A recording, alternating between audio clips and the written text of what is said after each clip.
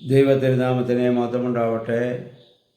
Bible reading പ്രോഗ്രാമിൽ സംബന്ധിക്കുന്ന ഏവർക്കും കർത്തൃനാമത്തിൽ സ്നേഹവന്ദനം അറിയിക്കുന്നു.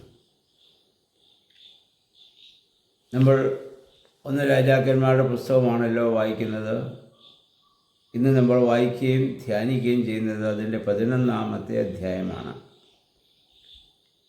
ഇന്നലെ 10-ാം അധ്യായം നമ്മൾ വായിച്ചു. അറേബ്യൻ നാടുകളിലെ രാജ്ഞിയായ ശേബ രാജ്ഞി ശലോമോൻ്റെ ജ്ഞാനവും ഒക്കെ കേട്ടിട്ട് അദ്ദേഹത്തെ പരീക്ഷിക്കുവാൻ തക്കവണ്ണം ചെല്ലുന്നതും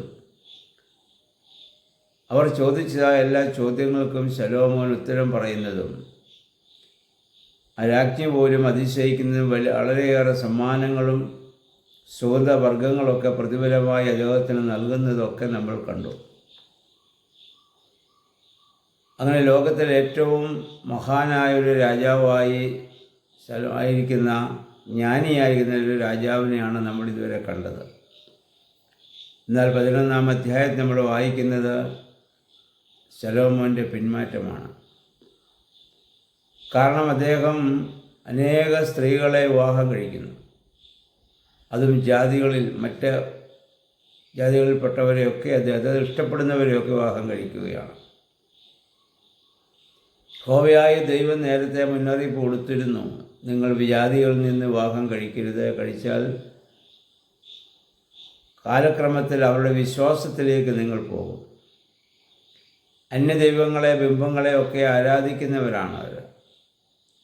അപ്പോൾ അവരുടെ സ്വാധീനത്തിൽ സത്യവിശ്വാസം വിട്ടുകളയാൻ സാധ്യതയുണ്ട്. അത് സംഭവിക്കാതിരിക്കാൻ വേണ്ടിയാണ് പറഞ്ഞ് അങ്ങനെയുള്ളവരുമായി നിങ്ങൾ വിവാഹബന്ധത്തിൽ ഏർപ്പെടരുതെന്ന് ദൈവം പറഞ്ഞിരുന്നതാണ്.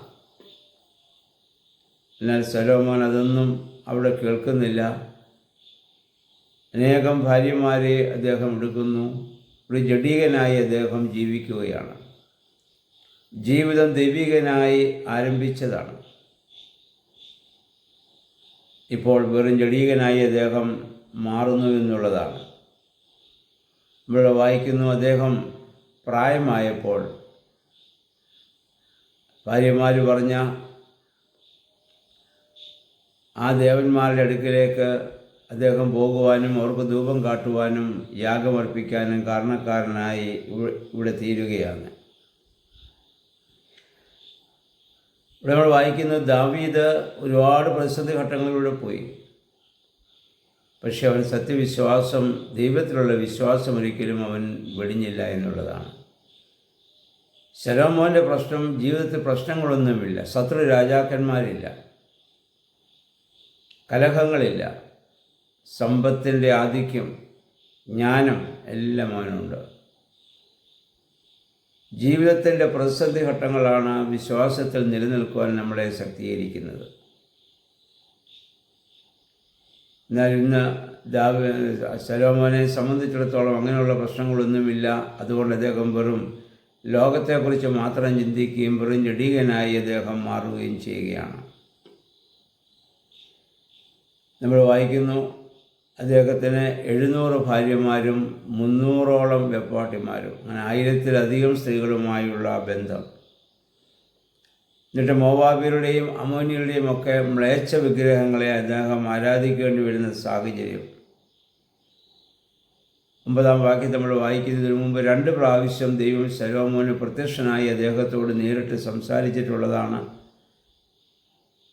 അദ്ദേഹത്തോട് കാര്യങ്ങളൊക്കെ പറഞ്ഞിട്ടുള്ളതാണ്. ആ ദൈവത്തിൻ്റെ പ്രത്യക്ഷപ്പെടലുണ്ടായിട്ട് പോലും അതൊക്കെ മറന്നുകൊണ്ട് ഇന്ന് ജഡീകനായി ജീവിക്കുന്ന സാഹചര്യം ഇവിടെ നമ്മൾ കാണുന്നുണ്ട്. അന്യദൈവങ്ങളെ ആരാധിക്കരുതെന്ന് ആ ദൈവം പ്രത്യക്ഷപ്പെട്ടപ്പോഴൊക്കെ അവന് മുന്നറിയിപ്പ് കൊടുത്തിട്ടുള്ളതാണ്. അങ്ങനെയെങ്കിൽ നീ ഞാൻ പറഞ്ഞ ഇസ്രായേലിൻ്റെ സിംഹാസനത്തിൽ നീ വാഴും, അതിൽ നിന്ന് വ്യതിചരിച്ചാൽ നിനക്ക് നഷ്ടപ്പെടുമെന്നൊക്കെ മുന്നറിയിപ്പ് കൊടുത്തെങ്കിലും അതിനെ ഉൾക്കൊള്ളുവാൻ ശലോമോന് സാധിക്കുന്നില്ല. അതിൻ്റെ ശിക്ഷയായി യഹോവയായ ദൈവം പറയുന്നു, നിൻ്റെ രാജ്യം 2ആയി ഇത് വിഭജിക്കപ്പെടും. എന്നാൽ ശലോമോൻ മരിക്കുന്നത് വരെ അത് സംഭവിക്കില്ല. അതിൻ്റെ കാരണം ഇവിടെ പറയുന്നുണ്ട്, നിൻ്റെ പിതാവായ ദാവീദിനെ ഞാൻ ഓർക്കുന്നു. ദാവീദ് എത്രയോ പ്രതിസന്ധി ഘട്ടങ്ങളിലൂടെയൊക്കെ കടന്നുപോയി. ക്രൂശിൻ്റെ അനുഭവമായിരുന്നു ജീവിതത്തിലെല്ലാം. ആ സന്ദർഭങ്ങളിലൊക്കെ അദ്ദേഹം ദൈവത്തോട് ചേർന്ന് നിന്നുകൊണ്ട് അവനെ ഓർത്ത് നീ മരിക്കുന്നിടം വരെ രാജ്യം നിലനിൽക്കും, അതിനുശേഷം രാജ്യം രണ്ടാവും നിൻ്റെ മകൻ്റെ കാലത്ത്. പ്രിയമുള്ളവരെ, മാതാപിതാക്കളുടെ പ്രാർത്ഥനകളും അവരുടെ നന്മപ്രവൃത്തികളും മക്കൾക്ക് എങ്ങനെ അനുഗ്രഹമാകുമെന്ന് ഇവിടെ വ്യക്തമാണ്. ഇതുപോലെയാണ് നമ്മൾ തിന്മകൾ ചെയ്താലും യഹോവയായ ദൈവം പറഞ്ഞ ദാവീദ് എന്ന ആ ദീപത്തെ ഞാൻ അണച്ചു കളയാൻ എനിക്ക് സാധിക്കില്ല. അതുകൊണ്ട് നിൻ്റെ രാജ്യം രണ്ടായിട്ട് ഭാഗിക്കപ്പെടും, 10 ഗോത്രങ്ങളും ഒരു ഗോത്രവുമായിട്ടത് മാറും. ഇനിയും 14-ാം വാക്യം വായിക്കുന്നു, ഏദോമ്യനായ ഹാദാദിനെ ശലോമോന് എതിരായി ദൈവം എഴുന്നേൽപ്പിക്കുകയാണ്. ഇതുവരെ ശലോമോന് ശത്രുക്കളൊന്നുമില്ലായിരുന്നു. ഇപ്പോൾ ഇതാ അദ്ദേഹത്തിന് ശത്രുവായി ഒരു രാജാവ് എഴുന്നേൽക്കുന്നു. അതിന് 26-ാം വാക്യം മുതൽ നമ്മൾ വായിക്കുന്നുണ്ട്, സോളമൻ്റെ ഭൃത്യനായ നെബാത്തിൻ്റെ മകൻ ജെറോബെയാമിനെ ദൈവം എഴുന്നേൽപ്പിക്കുകയാണ്. ശലോമോൻ ഒരു മകനാണ്, അവൻ്റെ പേര് റഹബയാം എന്നാണ്. ഭൃത്യൻ്റെ മകൻ്റെ പേരാണ് ജെറോബെയാം. ഈ ജെറോബെയാമിനെ ദൈവം ഇവിടെ തിരഞ്ഞെടുക്കുന്നതായി നമ്മൾ ഇവിടെ വായിക്കുകയാണ്. എന്ന് പറയുന്നു, അവനെ അഹിയ പ്രവാചകൻ കണ്ടിട്ട് പ്രവാചകൻ തൻ്റെ പുതിയ ആ മേലങ്കി അദ്ദേഹം പല കഷ്ണങ്ങളാക്കിയിട്ട് മാറ്റി. എന്നിട്ട് പറഞ്ഞു, ആ 10 കഷണങ്ങൾ നീ എടുത്തോളാൻ ജെറോബെയാമിനോട് പറയുന്നു. എന്ന് പറഞ്ഞാൽ ഇസ്രായേൽ ഗോത്രങ്ങളിൽ 10 എണ്ണം ഞാൻ നിനക്ക് തരും, ദൈവം നിന്നെ അനുഗ്രഹിക്കുമെന്ന് പറഞ്ഞ് തൻ്റെ ഭൃത്യൻ്റെ മകനായ ജെറോബെയാമിനെ ദൈവം പ്രവാചകൻ മുഖാന്തരം ആ വാക്തത്വം കൊടുത്ത് എഴുന്നേൽപ്പിക്കുന്നതായി നമ്മൾ കാണുന്നു. എന്നാൽ ശലോമോൻ്റെ മകൻ റഹബെയാമിന് ഒരു ഗോത്രം, ആകെ 12 ഗോത്രങ്ങളാണുള്ളത്. 11 പിന്നെ ലേവ്യ ഗോത്രം, അത് പുരോഹിത ഗോത്രമാണല്ലോ, അങ്ങനെയാണ് 12 ഗോത്രങ്ങൾ. കാരണം അതിന് 34-ാം വാക്യം നമ്മൾ വായിക്കുന്നു, ദാവീദിനെ പോലെ ശലോമോൻ ദൈവികമായ കൽപ്പന പാലിച്ചില്ല എന്നുള്ളതാണ്. അതാണ് ഈ ശിക്ഷയ്ക്ക് കാരണമായിട്ട് മാറുന്നത്. നമുക്കറിയാം, അവൻ ആരായിരുന്നു? വലിയ ലോകം കണ്ടതിൽ ഏറ്റവും വലിയ മഹാജ്ഞാനി, സമ്പത്ത് കൊണ്ടും അധികാരം കൊണ്ടും ഉന്നതിയിൽ നിന്നതായ ഒരു വ്യക്തിയാണ്.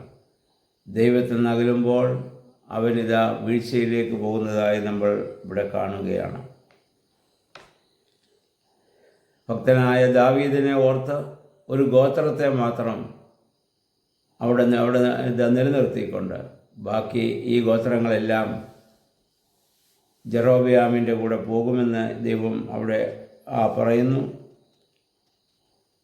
ഈ വിവരമറിഞ്ഞ ശലോമോൻ തൻ്റെ മകൻ റഹബെയാമിന് പകരം ജെറോബെയാമിനെ അഹിയ പ്രവാചകൻ അഭിഷേകം ചെയ്തു, അല്ലെങ്കിൽ അവനെ അവിടെ തിരഞ്ഞെടുത്തു എന്നറിഞ്ഞപ്പോൾ ജെറോബെയാമിനെ കൊന്നുകളയാൻ ശലോമോൻ ഇവിടെ ആഗ്രഹിക്കുകയാണ്. ഇതുവരെയും ആരെയും കൊല്ലാൻ അദ്ദേഹം ആഗ്രഹിച്ചിരുന്നില്ല. കാരണം എല്ലാ അധികാരവും തനിക്കായിരുന്നു. തനിക്ക് ശേഷം തൻ്റെ മകന് ലഭിക്കുമെന്ന് പ്രതീക്ഷിച്ചിരിക്കുകയാണ്. അപ്പോഴാണ് ഇങ്ങനെയൊരു അറിയിപ്പുണ്ടാകുന്നത്. അപ്പം അതുകൊണ്ട് ജെറോബെയാം ജീവിച്ചിരുന്നെങ്കിൽ മാത്രമല്ലേ പ്രശ്നങ്ങളുള്ളൂ, അവനെ കൊന്നുകളയാൻ ഇവിടെ ആഗ്രഹിക്കുകയാണ്. പക്ഷെ അവനത് സാധിക്കുന്നില്ല എന്ന് ഓർക്കണം. ഇത്ര അധികാരങ്ങളുണ്ടായിട്ടും അവൻ വൃദ്ധനായി, ശേഷികളൊക്കെ ആ സമയമായപ്പോഴത്തേക്കും എല്ലാം കുറഞ്ഞുപോയി എന്ന കാര്യം നമ്മൾ ഓർക്കേണ്ടതാണ്.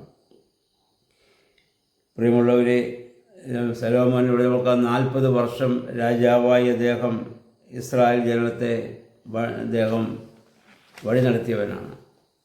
ഇവിടെ ശലോമോൻ്റെ ജീവിതം ആരംഭിക്കുന്നത് ദൈവത്തിലാണ്, ദൈവികമായ ദർശനത്തോടു കൂടിയാണ്. അവസാനിക്കുന്നത് പാപത്തിലാണ്. പ്രിയമുള്ളവർ, പാപത്തിൽ ആരംഭിച്ചാൽ പോലും ദൈവത്തിൽ സമാപിക്കാൻ നമുക്കിടയാകണം. നമ്മുടെയൊക്കെ ജീവിതം ദൈവത്തിലാണ് ആരംഭിച്ചത്. മാമോദീസായിലൂടെ ക്രിസ്തുവിനോട് ചേർക്കപ്പെട്ടവരാണ് നമ്മൾ.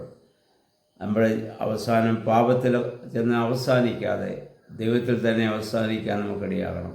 നമ്മുടെ വേദപുസ്തക വായനകളും പ്രാർത്ഥനകളും ആരാധനകളും ഒക്കെ അതിൽ നമ്മെ സഹായിക്കണം. ദൈവമേ, പരിശുദ്ധാത്മാവേ, പാപത്തിൽ ഞങ്ങളുടെ ജീവിതം സമാപിക്കുവാൻ ഇടയാകരുതേ എന്നുള്ള പ്രാർത്ഥനയോടെ ദൈവികമായ ഒരു നല്ല അന്ത്യം പ്രാപിക്കാൻ പ്രാർത്ഥനയോടെ നമുക്ക് ജീവിക്കാം. ദൈവം അതിന് നമ്മെ എല്ലാവരെയും സഹായിക്കുമാറാകട്ടെ.